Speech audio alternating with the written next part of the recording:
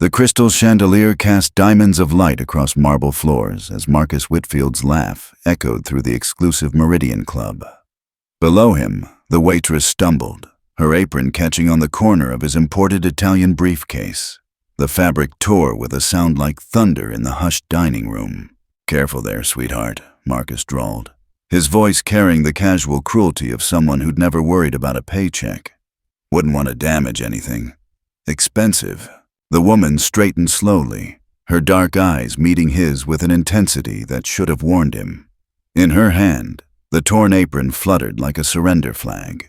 But when she spoke, her words carried the quiet authority of someone who knew exactly what power looked like. "Mr. Whitfield," she said, her voice steady as steel, "I think it's time we had a real conversation." The Meridian Club existed in that rarefied atmosphere where money didn't just talk. It whispered secrets that could topple governments. Marcus Whitfield adjusted his platinum cufflinks as he surveyed his domain from the mahogany-paneled dining room, watching lesser mortals scurry between tables like well-dressed ants. The 38-year-old tech mogul had built his empire on the simple principle that power belonged to those ruthless enough to seize it, and tonight felt like another victory lap around his carefully constructed kingdom. The irony wasn't lost on viewers watching from their own corners of the world. Comment below where you're experiencing this drama unfold. Because power, as they'd soon discover, had a way of shifting when you least expected it. The late afternoon sun streamed through floor-to-ceiling windows, casting everything in golden light that made even the most mundane objects look precious, though Marcus had long since stopped noticing beauty that couldn't be monetized. His phone buzzed with notifications from his latest acquisition, a promising startup he'd gutted and absorbed just that morning. Their former CEO's tears still fresh in his memory like expensive wine. Maya Santos moved through the dining room with the practiced invisibility of someone who'd learned that survival meant becoming furniture, present when needed, forgotten when not. Her dark hair was pulled back in a regulation bun, her uniform pressed to perfection despite the long shift that had started before dawn, and her movements carried an efficiency that spoke of necessity rather than choice.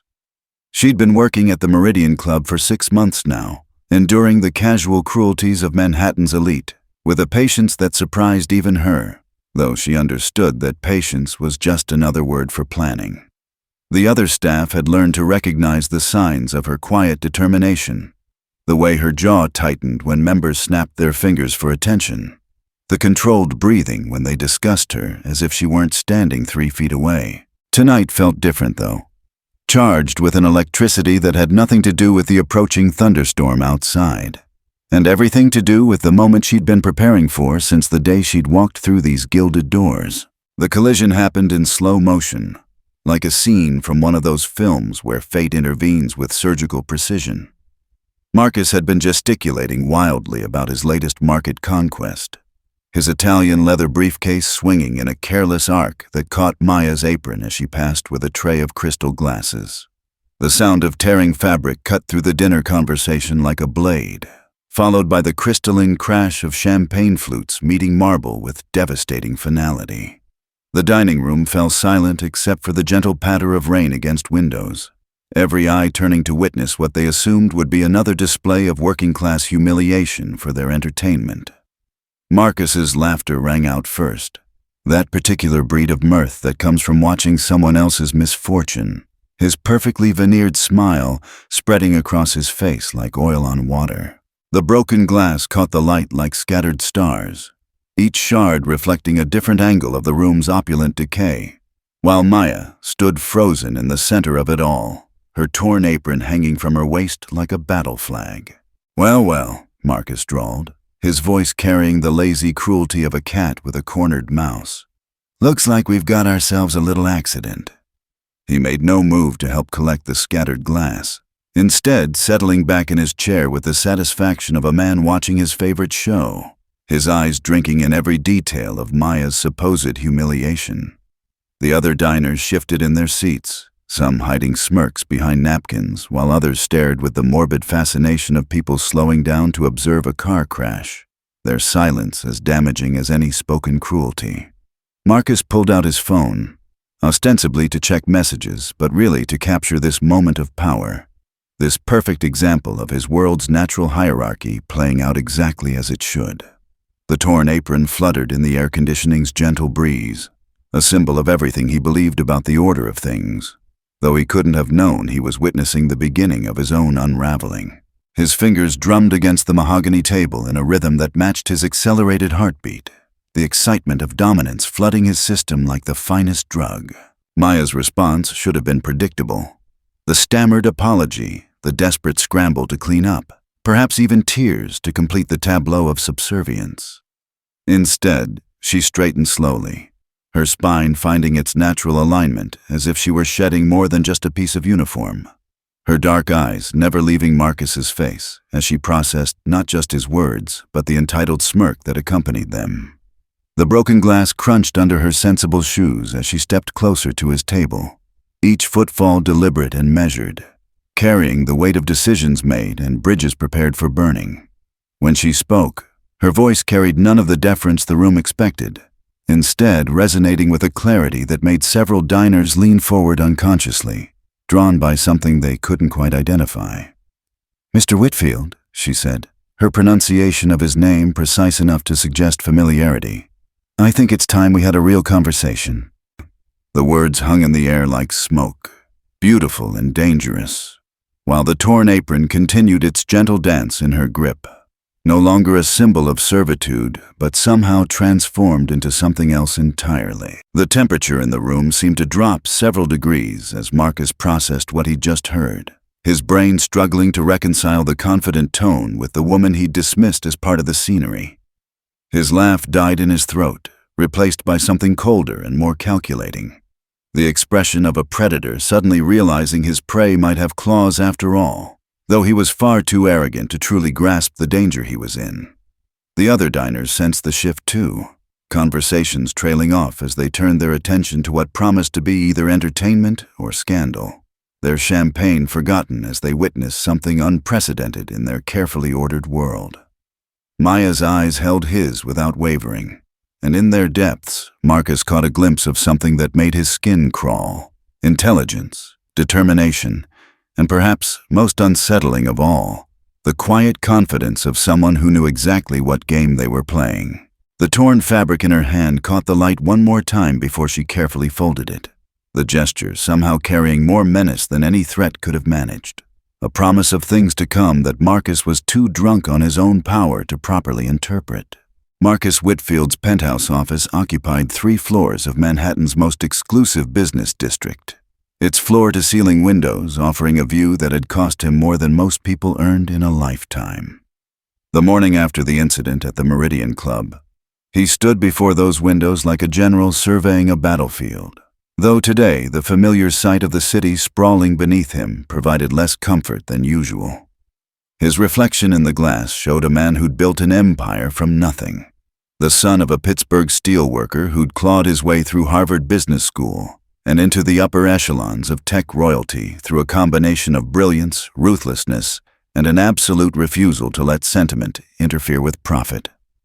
The companies he'd acquired read like a graveyard of innovation, each one stripped for parts and absorbed into his ever-growing conglomerate. Their founders either bought off or crushed, depending on his mood and their usefulness. He'd perfected the art of corporate warfare, understanding that in the modern economy, the only sin was weakness, and the only virtue was winning at any cost. His phone buzzed constantly with updates from his army of assistants and analysts, each notification another confirmation of his power to shape markets with a single decision. The memory of Maya's words had followed him home like a persistent headache, refusing to fade despite his attempts to dismiss the encounter as nothing more than an uppity service worker overstepping her bounds. He'd run her name through his personal security team's databases, expecting to find the usual story of someone fallen on hard times, perhaps a college dropout drowning in student debt, or maybe a single mother working multiple jobs to make ends meet. Instead, the preliminary report had yielded surprisingly little information, just the basics of her employment at the club and a spotty residential history that seemed deliberately sparse, as if someone had taken care to scrub away the telling details. This absence of information troubled him more than any scandal could have, because in his experience, people without digital footprints were either completely insignificant or dangerously intelligent. And nothing about last night's encounter suggested insignificance. His security chief had promised a more thorough investigation by noon, but Marcus found himself checking his watch every few minutes, an uncharacteristic display of impatience that annoyed him even as he couldn't stop himself from indulging it. The woman's calm confidence replayed in his mind like a song he couldn't shake. Her precise pronunciation of his name suggesting a familiarity that should have been impossible given their supposed first meeting.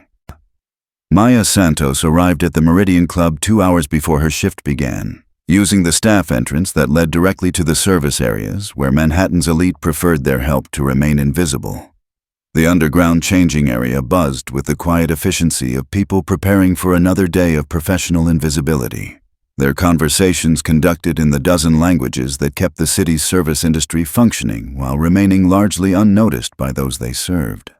She changed into a fresh uniform with the same methodical precision she brought to everything, though today she took extra care with her appearance, understanding that first impressions were often the only impressions that mattered in her line of work. The other staff members had already begun speculating about last night's incident, their whispered conversations mixing admiration with concern for someone who dared to speak back to one of the club's most powerful members. Maya listened to their theories with the detached interest of someone watching a play about their own life, neither confirming nor denying the various explanations they offered for her unprecedented boldness. Her locker contained the usual accumulation of a working person's life: spare uniform pieces, sensible shoes, and a small notebook filled with what appeared to be scheduling information but was actually something far more valuable. The notebook contained 3 years of careful observation, meticulously documented patterns of behavior, financial discussions overheard during seemingly private conversations, and a growing web of connections between the club's members that painted a picture of corruption so vast it would have impressed even the most cynical journalist. Maya had learned early that powerful people assumed invisibility equaled deafness, conducting their most sensitive business in front of servers and cleaning staff as if they were sophisticated furniture. She'd documented insider trading schemes, money laundering operations, and political bribes with the patience of a scholar and the precision of an accountant, building a case that would eventually bring down half of Manhattan's financial elite if properly deployed. Today's entry focused specifically on Marcus Whitfield, whose name appeared throughout her notes like a recurring nightmare. His voice recorded discussing deals that violated multiple federal laws while she refilled his water glass. The irony of her situation wasn't lost on her. The woman he'd humiliated last night possessed enough evidence to destroy his empire, if only she could figure out the right moment to deploy it. Her handwriting remained steady and controlled as she added yesterday's observations to her growing file, noting how his arrogance had reached new heights and how that arrogance might eventually become the weapon she needed to bring him down. The lunch rush brought the usual parade of titans and would-be titans, each one performing their wealth for an audience that understood the difference between old money and new, between real power and its flashy imitation. Maya moved between tables with her characteristic efficiency, her presence so unremarkable that conversations continued as if she weren't there, a camouflage that had taken years to perfect and now served her purposes beautifully. She served Marcus's usual table with particular attention to detail, noting how he watched her movements with the focused intensity of someone trying to solve a puzzle, his earlier dismissiveness replaced by something sharper and more calculating. Their interactions remained professionally cordial, but underneath the surface, a different kind of conversation was taking place, conducted in glances and carefully chosen words that carried multiple meanings. When he ordered his usual, she confirmed his selection with a precision that made him pause, her knowledge of his preferences suggesting a level of attention that went beyond professional duty. The torn apron from the night before had been replaced, but its absence felt more significant than its presence ever had, as if removing it had somehow freed her from constraints she'd only partially understood before. Marcus found himself studying Maya's movements throughout the meal, searching for clues to explain the growing certainty that he was missing something crucial about their dynamic. Her efficiency was flawless, but it carried an undertone of something else, not quite defiance, but definitely not subservience either, a middle ground that shouldn't have existed in his carefully ordered world. When she mentioned that his usual wine selection might pair better with the salmon than his typical choice, he was struck by the casual sophistication of her recommendation, the kind of knowledge that suggested education far beyond what a service position would require. Her response to his surprised thanks was equally puzzling, a slight smile that could have been polite acknowledgement or could have been something much more dangerous, depending on how you interpreted the intelligence behind her eyes. The afternoon sun streaming through the club's windows caught something metallic around her neck, a small pendant that disappeared beneath her uniform before he could get a clear look, though its brief visibility suggested a level of personal style that seemed inconsistent with her circumstances. As she moved away from his table, Marcus realized that for the first time in years, he was genuinely curious about someone whose life should have been completely irrelevant to his own. And that curiosity felt both thrilling and deeply unsettling. The power lunch at the Meridian Club had become Marcus Whitfield's favorite stage for demonstrating his dominance, and today's performance promised to be particularly entertaining given his growing fascination with the mysterious waitress who dared to meet his eyes. He'd arranged for his usual table to be served exclusively by Maya, ostensibly to ensure perfect service for his important guests, but really to continue his investigation into what made her tick, though he was careful to frame his curiosity as amusement rather than genuine interest. His lunch companions, fellow tech executives whose combined net worth could fund small countries, arrived with their own agendas and assumptions, unaware that they were about to witness something unprecedented in their carefully controlled environment. Marcus ordered an unusually elaborate meal, each course designed to create maximum opportunity for service interactions, his requests growing more specific and demanding as the afternoon progressed. The game had rules that everyone understood. He would push boundaries, she would accept them gracefully, and his guests would be entertained by the display of casual power over someone whose life meant nothing to them. What none of them anticipated was that Maya had been playing a different game entirely, one with stakes they couldn't begin to imagine and rules she'd spent 3 years perfecting. Maya approached their table with the same professional composure she'd maintained for months, though today she carried herself with a subtle confidence that Marcus couldn't quite define, but definitely noticed. His first test came disguised as a simple request for wine recommendations, but the specific vintages he mentioned were obscure enough that any normal server would have needed to consult a sommelier or confess ignorance. Instead, Maya listened with the focused attention of someone processing complex information, then offered not just knowledge about his selections, but insights into their production methods, optimal serving temperatures, and even commentary on the vineyard's recent ownership changes that surprised everyone at the table.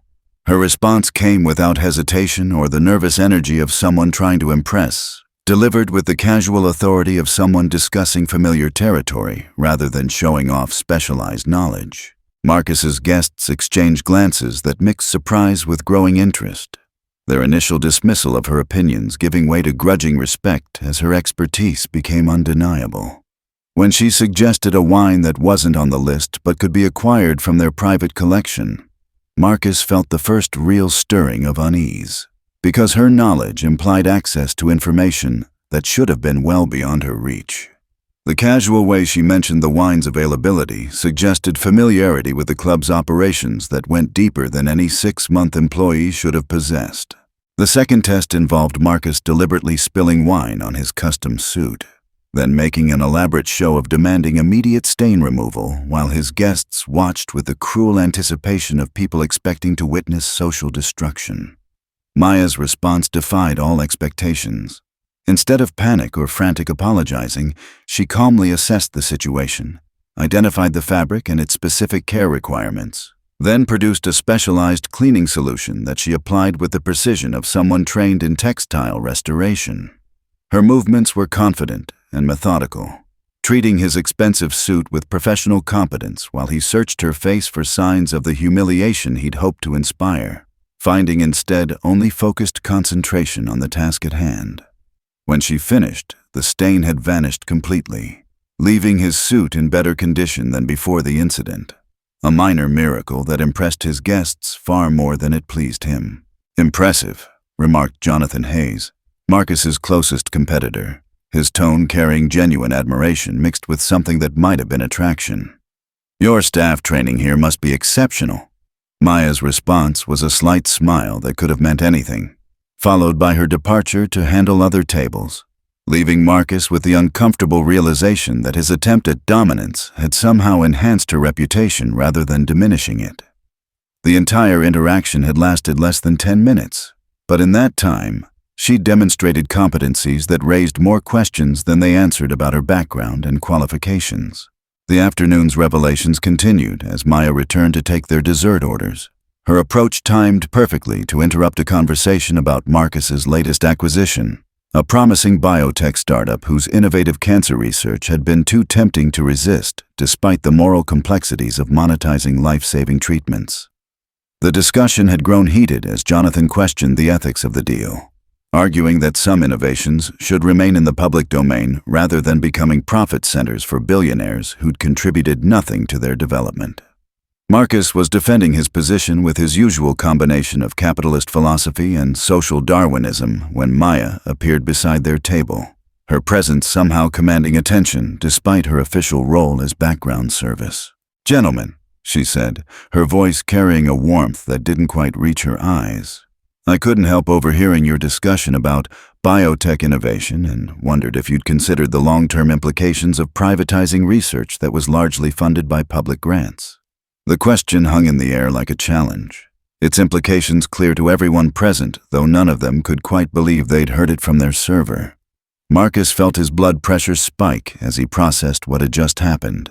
Not just the audacity of inserting herself into their conversation, but the sophisticated understanding her question revealed about complex financial and ethical issues that most graduate students would struggle to grasp.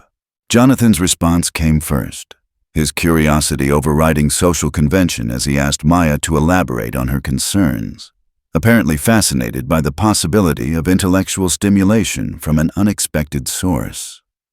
Her analysis was devastating in its precision, covering everything from patent law to research ethics, to the long-term societal costs of treating medical innovation as commodity speculation rather than public health investment.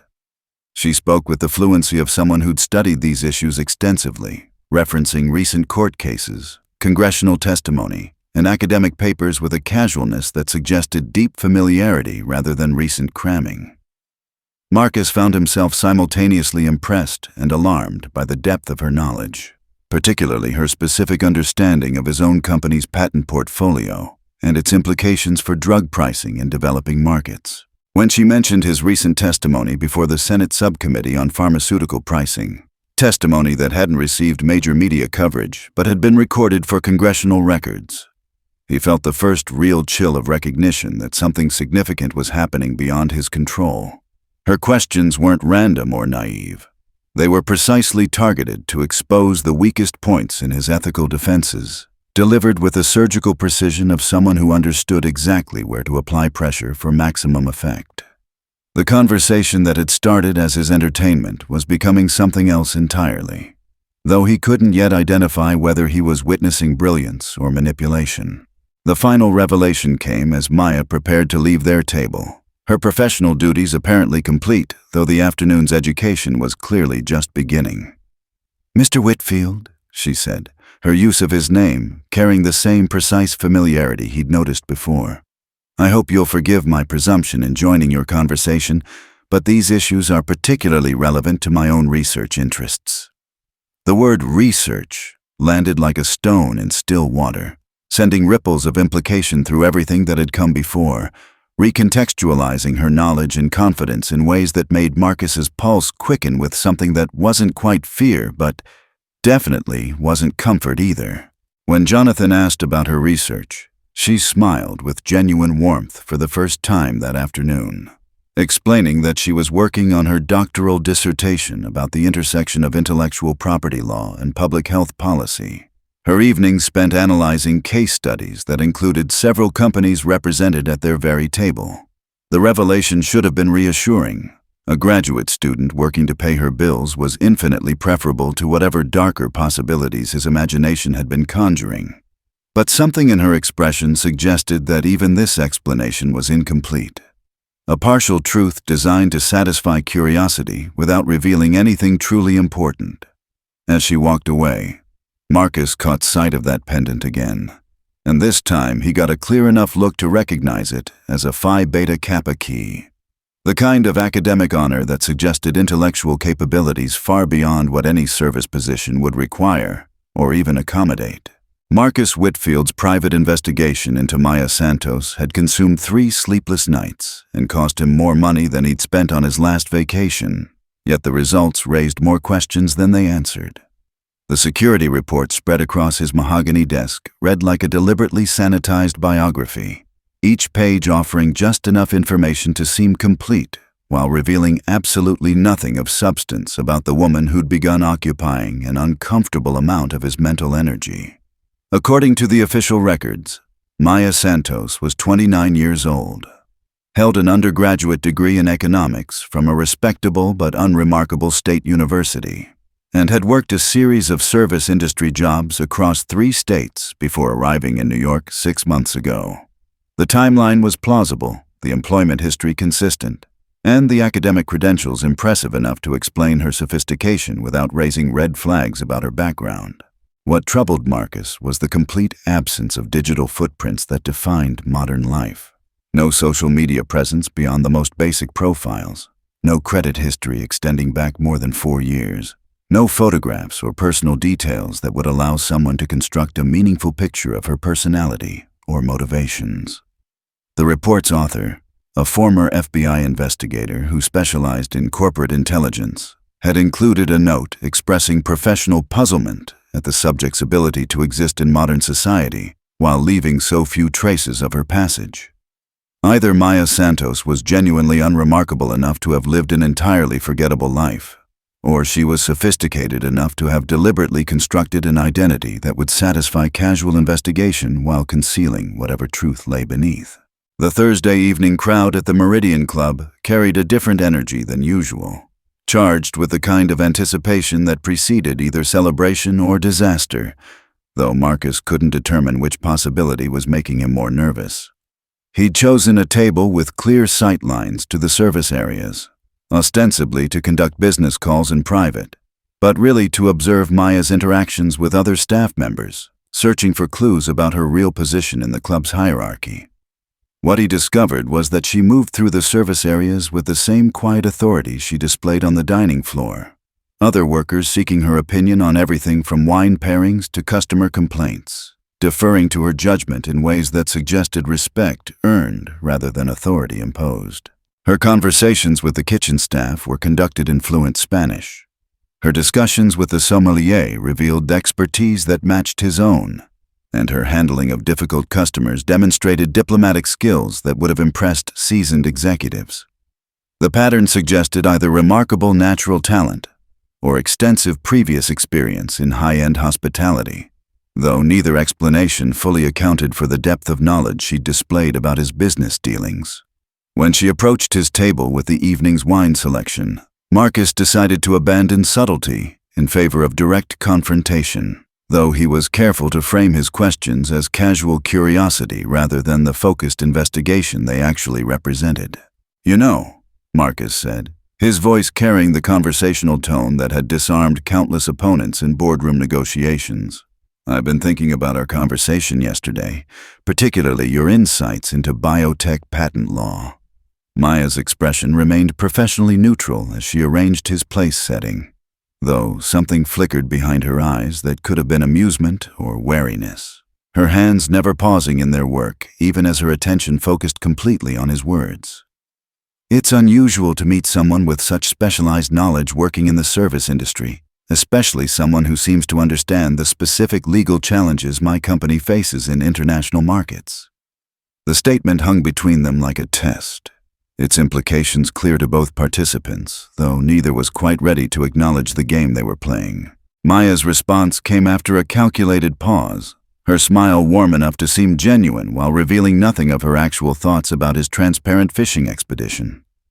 "I find that most interesting conversations happen when people aren't trying to impress each other with their credentials, Mr. Whitfield," she replied, her tone suggesting that his subtle interrogation was neither subtle nor particularly effective. Sometimes the best insights come from unexpected sources, though I suppose that depends on whether someone is actually listening or just waiting for their turn to speak. The observation carried enough truth to sting, particularly since Marcus recognized his own behavior reflected in her description, though he was impressed despite himself by her ability to deflect his question while simultaneously criticizing his approach.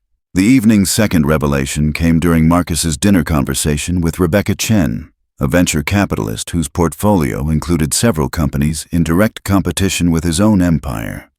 Their discussion had turned to the challenges of maintaining innovation while scaling rapidly, the eternal tension between creative disruption and sustainable profitability that defined modern tech entrepreneurship.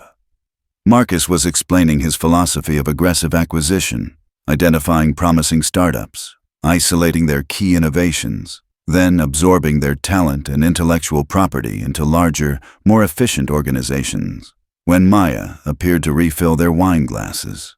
Her timing seemed coincidental, but her presence somehow altered the dynamic of their conversation, as if her quiet attention was making both participants more aware of the ethical implications of their business strategies. When Rebecca mentioned her concerns about the human cost of such aggressive tactics, specifically the psychological impact on entrepreneurs whose life's work was being dismantled and consumed by larger entities, Maya's expression shifted almost imperceptibly, a tightening around her eyes that suggested personal familiarity with such experiences. "It must be devastating," Maya said quietly, her words directed at no one in particular but carrying enough emotion to make both diners look up in surprise. "To watch something you've built from nothing being stripped apart by people who never understood what made it special in the first place." The comment violated every rule of professional service, inserting personal opinion into a private conversation. Yet it was delivered with such genuine feeling that neither Marcus nor Rebecca could bring themselves to object to the breach of protocol. Rebecca's response revealed more about the conversation's subtext than Marcus was comfortable learning, as she began describing specific cases where promising companies had been destroyed by the very acquisition process that was supposed to ensure their success. Her examples were detailed enough to suggest personal involvement, and several involved companies that Marcus recognized from his own recent activities, though she was diplomatic enough not to mention names or assign blame directly. Maya listened with the focused attention of someone processing personally relevant information, her professional duties forgotten as the conversation touched on themes that clearly resonated with her own experience. When Rebecca described the particular cruelty of intellectual property theft, the way innovative ideas could be legally stolen through complex contractual arrangements that left original creators with nothing but the knowledge that their work lived on in someone else's empire, Maya's composure cracked just enough to reveal something raw and painful beneath her professional exterior. Marcus found himself studying her reaction with uncomfortable intensity, recognizing the signs of someone reliving personal trauma while trying to maintain professional distance, though he couldn't yet connect her obvious pain to any specific events in his own business history. The conversation concluded with Rebecca's observation that the tech industry's culture of disruption had created a generation of entrepreneurs who lived in constant fear of having their innovation stolen by larger competitors, a system that rewarded aggression over creativity and punished trust as weakness. The evening's final surprise came as Marcus prepared to leave, his mind churning with implications he couldn't quite organize into coherent theories about Maya's background and motivations. She approached his table with the check and a small envelope, explaining that she'd found some additional information about the wine selection they'd discussed earlier, though her expression suggested the envelope contained something more significant than beverage recommendations. Inside, Marcus discovered a single sheet of paper containing what appeared to be financial data from his own company's quarterly reports, specifically the sections dealing with intellectual property acquisitions and their impact on revenue streams. The numbers were accurate enough to have come from internal documents, but they were arranged in a pattern that highlighted inconsistencies in his public statements about the value and origin of his patents, discrepancies that could raise serious questions about securities fraud if brought to the attention of the proper authorities. At the bottom of the page, written in Maya's careful handwriting, was a single question. "Do you remember Dr. Maya Santos, Whitfield? Because I remember everything." The words hit him like ice water, their implications so staggering that he had to read them 3 times before his brain would accept what his eyes were showing him. The careful construction of her false identity suddenly making terrible sense as pieces of a 3-year-old puzzle began falling into place. Maya Santos wasn't just a doctoral student working to pay bills. She was Dr. Maya Santos, the brilliant researcher whose biotech startup he'd destroyed in one of his most ruthlessly efficient acquisitions. The woman whose innovations had been legally stolen and whose career had been systematically dismantled to prevent her from competing with his newly acquired patents. The recognition hit Marcus like a physical blow, memories flooding back with devastating clarity as he stared at the handwritten note that had just shattered his carefully constructed reality. Dr. Maya Santos had been 31 when he'd first encountered her company, Biogenesis Solutions, a small biotech firm that had developed revolutionary cancer treatment protocols using a combination of genetic therapy and immunological enhancement that promised to save millions of lives while generating enormous profits. Her research team had been on the verge of clinical trials when Marcus had learned about their work through his network of industrial spies. His interest piqued by the potential for massive returns on investment in a field where desperation made consumers willing to pay any price for hope.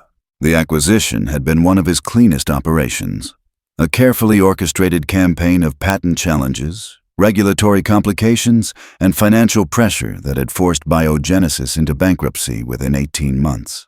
Their assets absorbed into Marcus's empire, while their founder disappeared from the biotech world entirely.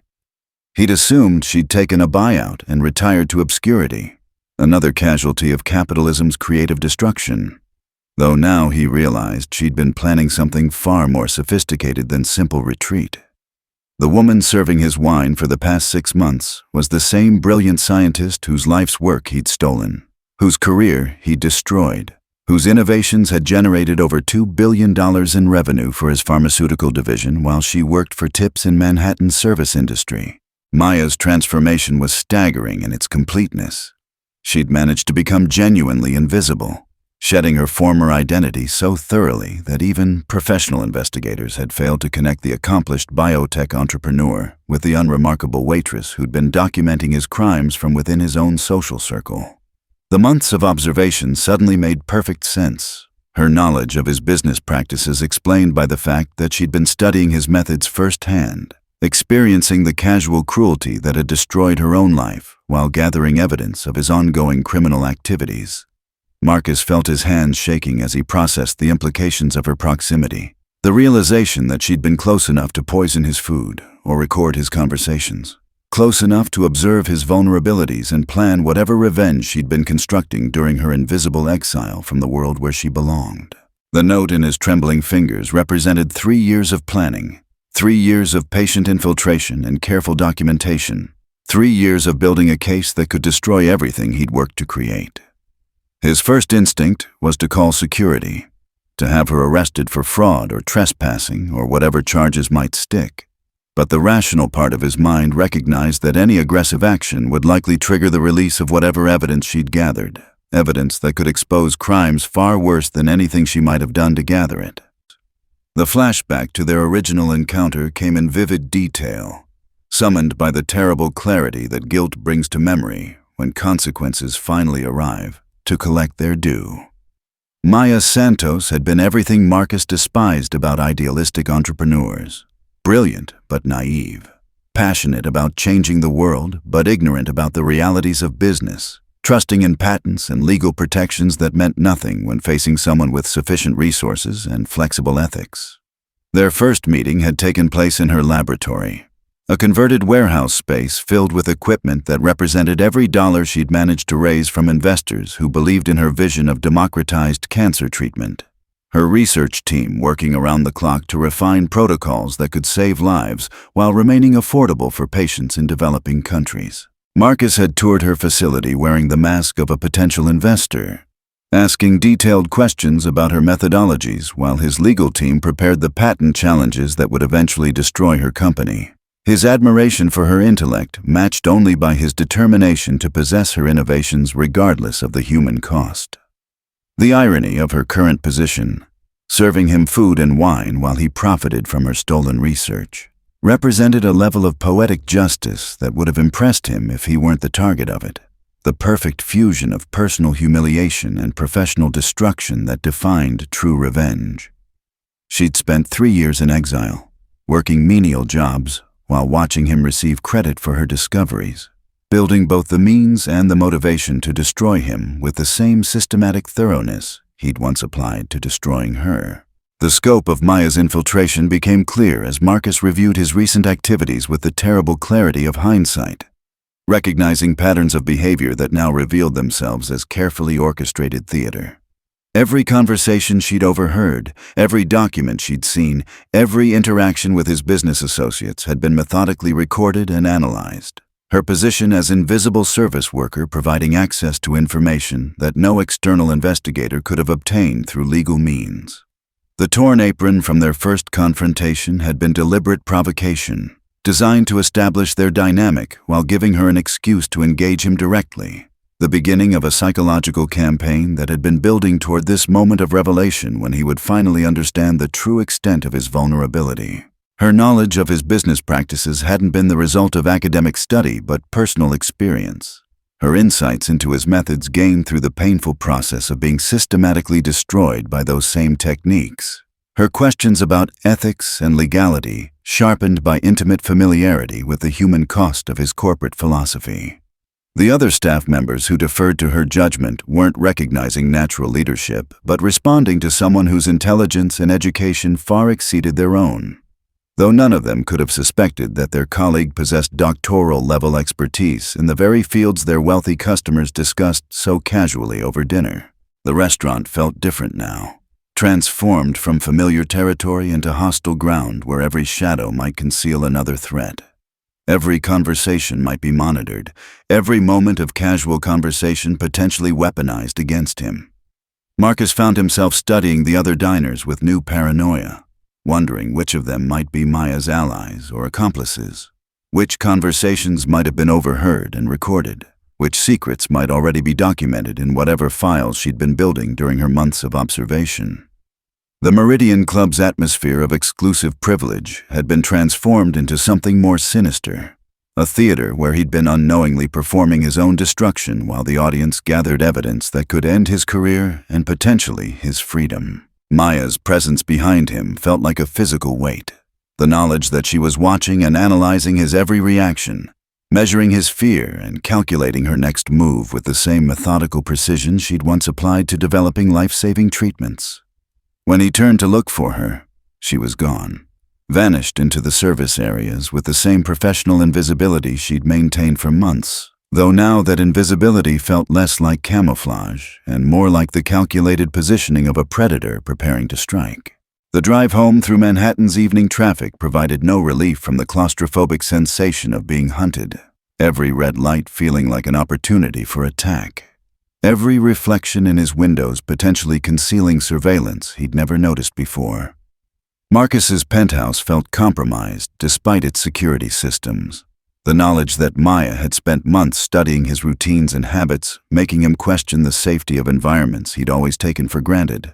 His customary evening rituals now feeling exposed and vulnerable to someone who understood his patterns better than he understood hers. The financial documents she'd provided represented just the tip of whatever iceberg she'd been constructing, a sample of evidence designed to demonstrate her capabilities while promising much worse revelations if he forced her to deploy her full arsenal against him. Sleep became impossible as his mind raced through potential defenses and escape routes. Though every strategy he considered seemed inadequate against someone who'd had 3 years to prepare for this confrontation. Someone who'd studied his methods by experiencing their effects firsthand. The note's final words echoed in his mind like a curse. I remember everything. Maya Santos hadn't just survived his attempt to destroy her. She'd used that destruction as the foundation for building something far more dangerous than the biotech company he'd stolen. Something capable of bringing down the entire empire he'd built on the graves of enterprises like hers. The hunter had become the hunted, and Marcus was beginning to understand that the game was far from over. The emergency meeting at Marcus's penthouse began before dawn. His crisis management team assembled around the conference table like generals preparing for a war they weren't sure they could win. His personal attorney, corporate security chief, and public relations specialist had been briefed on the essential details. A former business rival had infiltrated his social circle and was threatening exposure of unspecified irregularities in past acquisitions. Though Marcus had been careful to omit the specific identity of his adversary and the full extent of her potential evidence. The conversation focused on damage control scenarios and legal countermeasures, his advisors confident in their ability to handle what they assumed was a conventional corporate blackmail situation. Their expertise based on decades of experience protecting powerful men from the consequences of their actions. None of them understood that they were facing something unprecedented. A brilliant scientist with nothing left to lose, armed with evidence gathered through methods no one had thought to defend against, pursuing a form of justice that existed outside the legal and financial frameworks they'd spent their careers mastering. Marcus found himself unable to focus on their strategies and contingency plans, his attention consumed by the growing certainty that conventional defenses would prove inadequate against an opponent who'd studied his vulnerabilities for 3 years while remaining completely invisible to his security apparatus. The afternoon confrontation took place in the Meridian Club's private dining room, a space Marcus had reserved for important negotiations, though today's meeting promised to be unlike any business discussion he'd previously conducted. Maya arrived precisely on time, no longer wearing her server's uniform, but dressed in the kind of understated elegance that suggested both professional competence and personal confidence. Her appearance transformed from invisible service worker to formidable executive without any apparent effort. She carried herself with the quiet authority of someone comfortable in executive boardrooms, her posture and presentation reflecting the education and experience that her months of disguise had concealed, though her eyes held the same intelligence that had made Marcus uncomfortable even when he dismissed her as irrelevant. The transformation was so complete that he wondered how he'd ever been fooled by her performance, though he recognized that his own arrogance had made him an eager participant in his own deception, his assumptions about class and education blinding him to evidence that should have been obvious to anyone paying real attention. The woman sitting across from him represented everything he'd tried to destroy 3 years ago, but she'd returned stronger and more dangerous than she'd been before their first encounter, tempered by hardship and focused by the kind of purpose that could only come from surviving systematic destruction. The evidence Maya presented was devastating in its scope and precision, each document carefully organized to tell a story of corporate criminality that stretched back over a decade of aggressive acquisitions and questionable business practices. The files contained recordings of conversations he'd assumed were private, financial documents that should have been secure, and correspondence that revealed the deliberate nature of his attacks on competitor companies, including detailed discussions of strategies for destroying rivals through patent manipulation and regulatory interference. Her documentation of the Biogenesis acquisition was particularly damning, including recorded phone calls where Marcus discussed the emotional and financial pressure they were applying to force her surrender, his voice clearly audible as he described her resistance to their offers as naive idealism that needed to be crushed for her own good. The legal implications were staggering: securities fraud, patent theft, witness intimidation, and antitrust violations that could result in both criminal charges and civil penalties that would destroy his empire even if he avoided prison. Each piece of evidence was accompanied by legal analysis, demonstrating how the various crimes connected to create patterns of behavior that prosecutors would find irresistible. Her documentation so thorough that conviction would be nearly inevitable if the materials reached the proper authorities. Marcus found himself studying not just the content of her files, but the methodical organization that reflected the scientific mind he'd once tried to possess. Her approach to evidence gathering as rigorous and systematic as her approach to cancer research had been. The negotiation that followed revealed Maya's true sophistication as she presented him with carefully structured options that demonstrated both her legal acumen and her understanding of his psychological weaknesses. Her primary demand was simple in concept but devastating in implementation: Marcus would publicly acknowledge the theft of her research, transfer ownership of the relevant patents back to her control, and provide financial compensation sufficient to fund the resumption of her scientific work, all accompanied by a detailed confession that would prevent him from ever again engaging in the predatory practices that had defined his career. The alternative she offered was equally clear: immediate release of all evidence to federal prosecutors, financial journalists, and his business partners, triggering investigations that would not only destroy his empire, but potentially implicate dozens of other executives who'd participated in or benefited from his criminal activities. She'd prepared detailed analyses of both options, including timelines for implementation and projections of their likely outcomes. Her presentation as professional and comprehensive as any corporate strategy document his own team had ever produced. The choice she offered wasn't really a choice at all, though she delivered it with the calm professionalism of someone offering legitimate business alternatives rather than ultimatums backed by the threat of total destruction.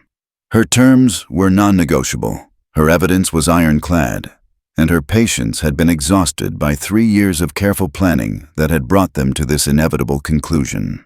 Marcus's attempts at counterattack revealed the full extent of his desperation as he cycled through the usual tactics that had served him in previous crises, each one proving inadequate against an opponent who'd anticipated and prepared for every possible response. His offer to buy her silence was met with calm refusal, his threats of legal action dismissed with detailed explanations of why his position was legally indefensible, his appeals to sympathy rejected by someone who'd experienced firsthand the complete absence of mercy in his business philosophy.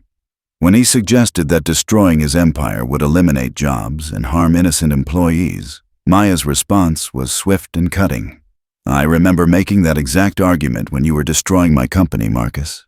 You told me that business wasn't charity and that sentiment was weakness. I've learned to appreciate the wisdom of your philosophy."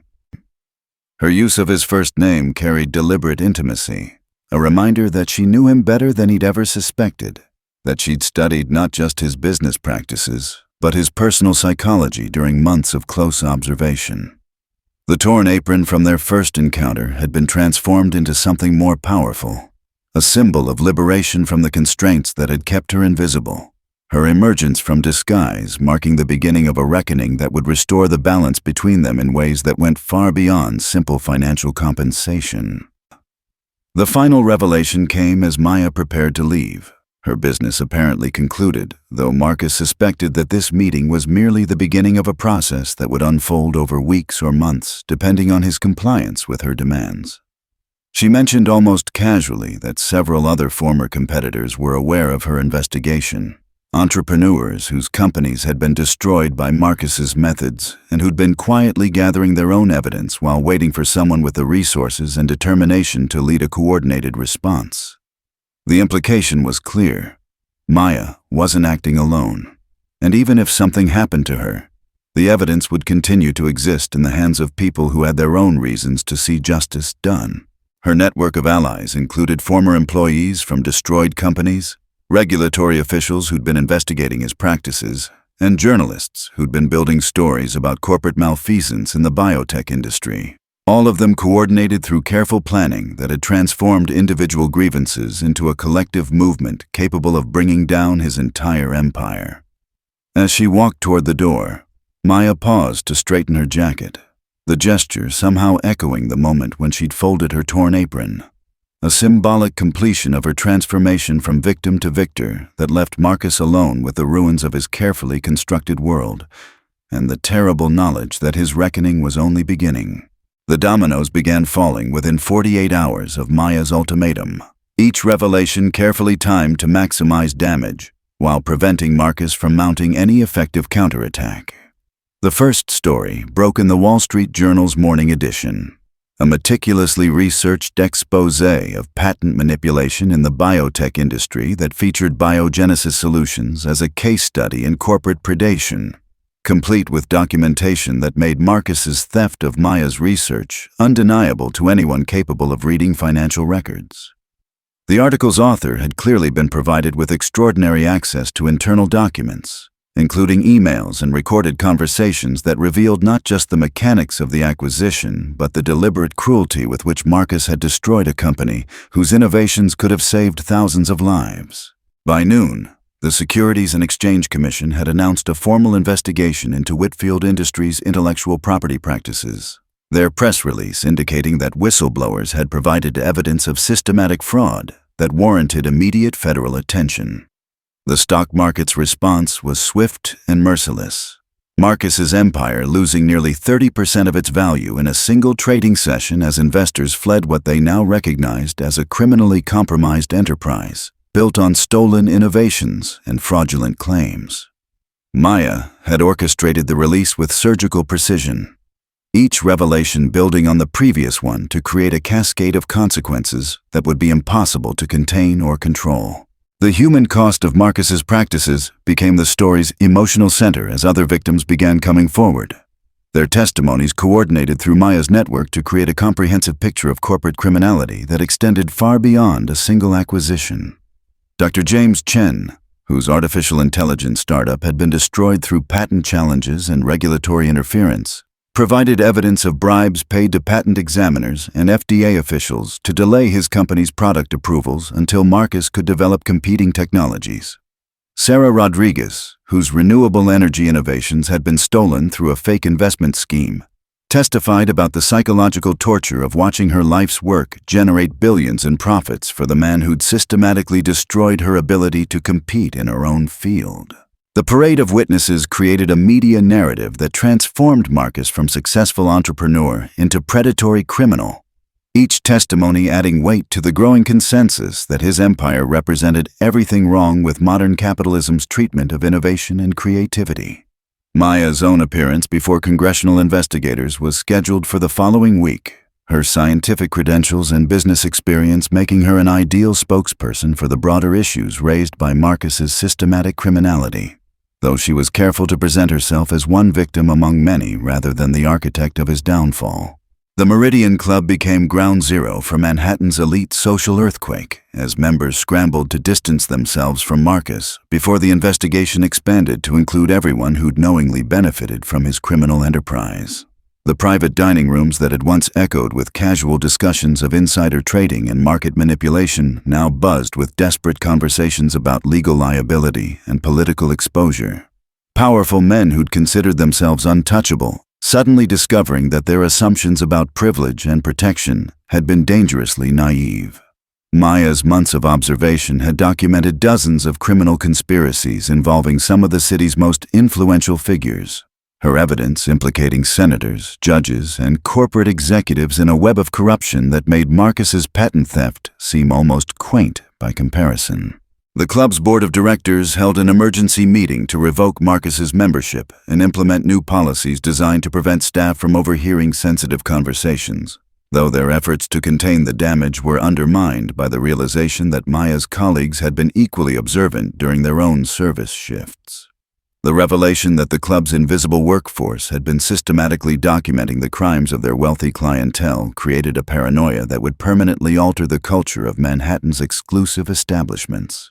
The knowledge that servants might be listening and recording making honest conversation impossible among people whose business practices depended on absolute privacy.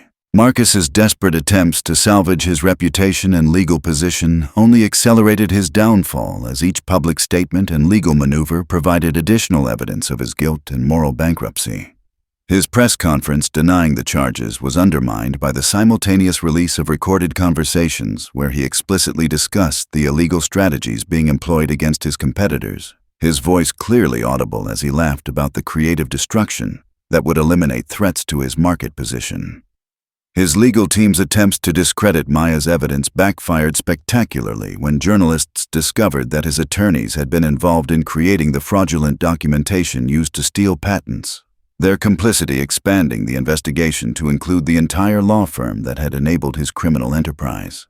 The revelation that Marcus had attempted to bribe potential witnesses led to additional federal charges, while his efforts to flee the country were thwarted by asset freezes that left him stranded in New York to face the consequences of decisions made when he'd believed himself immune from accountability. Each move he made to escape responsibility only provided additional evidence of consciousness of guilt. His behavior confirming the prosecution's narrative about a man who'd built his empire through systematic criminality, and would continue those practices until stopped by external force. Maya's transformation from invisible service worker to public advocate represented more than personal vindication. It embodied a broader shift in how society viewed the relationship between innovation and exploitation, between entrepreneurial success and criminal behavior. Her testimony before Congress was broadcast live across multiple networks. Her clear explanation of how patent manipulation destroyed legitimate research while enriching thieves, making the complex legal issues accessible to ordinary citizens who'd never understood how corporate crime actually functioned. The biotech patents she'd recovered were immediately donated to a public foundation dedicated to ensuring that life-saving treatments remained accessible to patients regardless of their economic circumstances, her gesture highlighting the moral differences between profit-driven medicine and research conducted for humanitarian purposes. The new company, she announced, would be structured as a benefit corporation, legally obligated to consider social impact alongside financial returns, its governance designed to prevent the kind of predatory acquisition that had destroyed her original enterprise. Her success in bringing down Marcus while rebuilding her scientific career proved that justice was possible, even against seemingly impossible odds, inspiring other victims of corporate predation to come forward with their own evidence and stories, creating a movement that would fundamentally change how business was conducted in industries where innovation and human welfare intersected. The Meridian Club staff underwent their own transformation as the investigation revealed the full extent of what they'd witnessed and documented during their months of professional invisibility. Their testimonies provided crucial corroboration for Maya's evidence, while highlighting the daily indignities suffered by working people in service to those who considered them less than human. Their courage in coming forward despite potential retaliation demonstrating the power of collective action against individual oppression.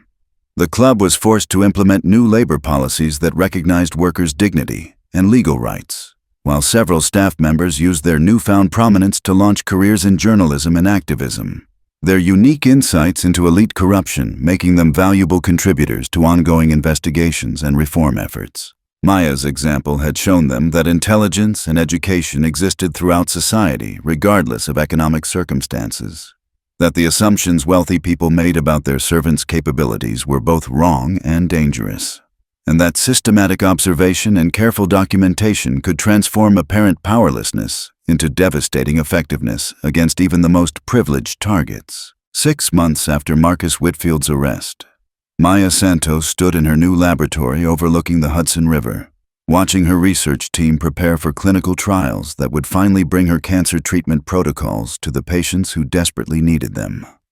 The facility represented everything her original company could have become if corporate predators hadn't intervened. Its open architecture and collaborative spaces designed to foster the kind of innovation that thrived when brilliant minds were freed from the constraints of profit-maximizing bureaucracy. Her team included several researchers who'd been scattered when their own companies were destroyed by acquisitions similar to what she'd experienced, their reunion made possible by the foundation funding that had emerged from her successful campaign against corporate criminality. The work proceeding in these labs would save thousands of lives while remaining affordable for patients regardless of their economic circumstances. The moral victory of her fight against Marcus validated by every protocol refined and every treatment perfected. Her reflection in the laboratory windows showed a woman who'd been fundamentally changed by her journey through destruction and back to purpose, her expression carrying the quiet confidence of someone who'd faced the worst that power could inflict and emerged stronger than before. The torn apron from her final day at the Meridian Club hung framed in her office, a reminder of how far she'd traveled and how much further she was committed to go. Marcus Whitfield's empire had disintegrated with the same systematic thoroughness he'd once applied to destroying his competitors. Each subsidiary and investment unwound through bankruptcy proceedings that revealed the full extent of his criminal enterprise. His personal assets had been seized to fund restitution payments to the entrepreneurs whose companies he'd destroyed, while his prison sentence ensured that he'd spend the next 15 years contemplating the consequences of choices made when he'd believed himself untouchable. The biotech patents he'd stolen had been returned to their original inventors or donated to public foundations. His pharmaceutical division restructured as a non-profit organization dedicated to developing treatments for neglected diseases in developing countries. The irony of his situation wasn't lost on those who followed the case. The man who'd built his fortune by destroying others now found himself completely powerless. His name synonymous with corporate criminality, and his legacy defined entirely by the harm he'd inflicted on innovators who'd trusted in the protection of law and morality. His former associates had either plea bargained for reduced sentences or fled to countries without extradition treaties, their network of mutual corruption scattered by investigations that continued to expand as each arrested conspirator provided evidence against their former colleagues. The congressional hearings triggered by Maya's revelations had resulted in comprehensive patent reform legislation that made the kind of manipulation Marcus had perfected significantly more difficult to execute, while new whistleblower protections encouraged others to come forward with evidence of ongoing corporate criminality. The biotech industry underwent a fundamental transformation as investors and entrepreneurs recognized that sustainable innovation required ethical foundations that could withstand public scrutiny. The example of Marcus's downfall serving as a powerful deterrent to anyone considering similar strategies for acquiring intellectual property through fraud and intimidation. Maya's testimony had been particularly influential in shaping the new regulations.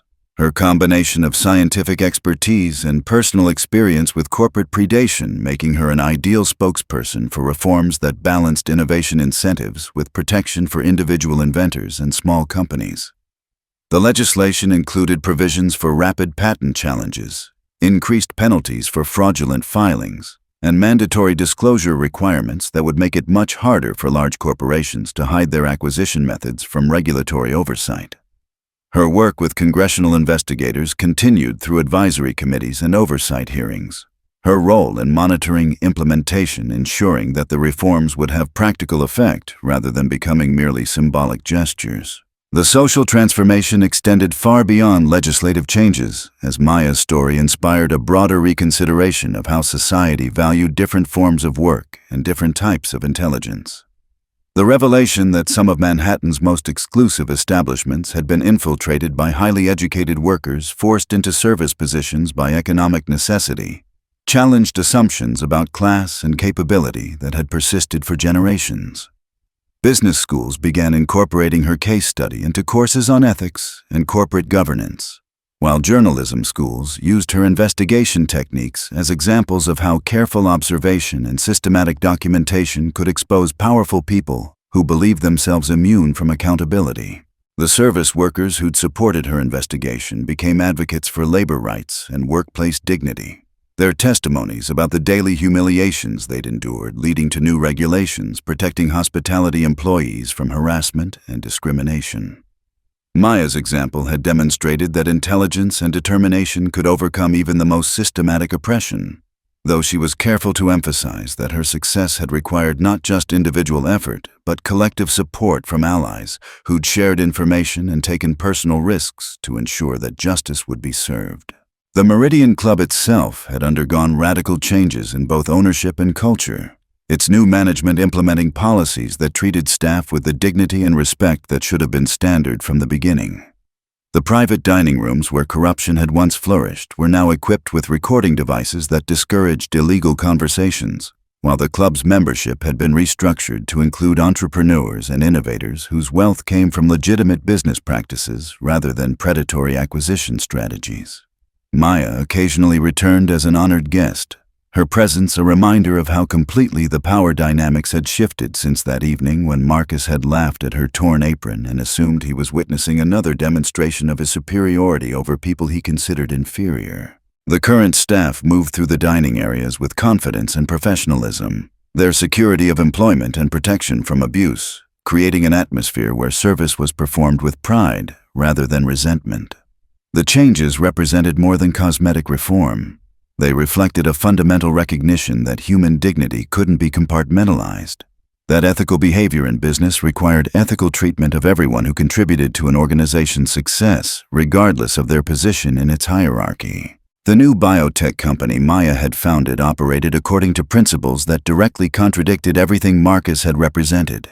Its mission statement emphasizing transparency, collaboration, and social responsibility, rather than profit maximization and competitive destruction.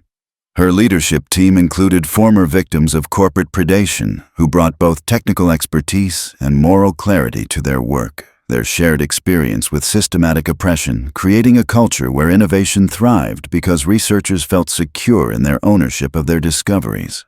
The company's structure included provisions that would make hostile acquisition impossible, while its benefit corporation status legally required consideration of social impact in all business decisions. Clinical trials for her cancer treatment protocols were proceeding ahead of schedule, with preliminary results suggesting that her innovations would indeed save thousands of lives while remaining affordable for patients who needed them most. The contrast with Marcus's approach to biotech investment was stark. Where he had seen opportunities for exploitation, Maya had created systems for healing. Where he had destroyed collaboration, she had built community, and where he had concentrated power, she had distributed it among people who would use it responsibly. The final scene of Maya's transformation played out on a Tuesday evening when she encountered another powerful executive treating service workers with the casual cruelty she'd once endured. His dismissive attitude toward restaurant staff revealing the kind of character that she now recognized as predictive of broader ethical failures.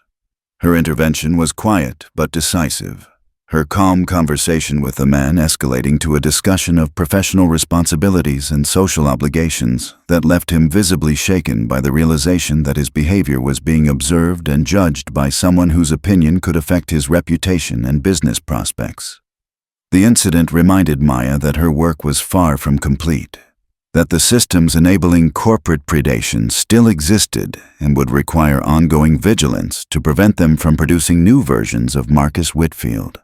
Her foundation's mission had expanded beyond biotech to include education and advocacy aimed at creating a business culture where ethical behavior was rewarded, and predatory practices were immediately exposed and punished. The torn apron hanging in her office served as both trophy and reminder, evidence of how far she'd come and motivation for how much further she needed to go to ensure that others wouldn't suffer the destruction she'd endured and overcome through intelligence, determination, and the kind of patience that only justice could inspire. The end. If you found this story compelling, consider where else such dramas of justice and transformation might be unfolding in your own community. The powerful often assume they're unobserved, but sometimes the most invisible people see everything that matters most.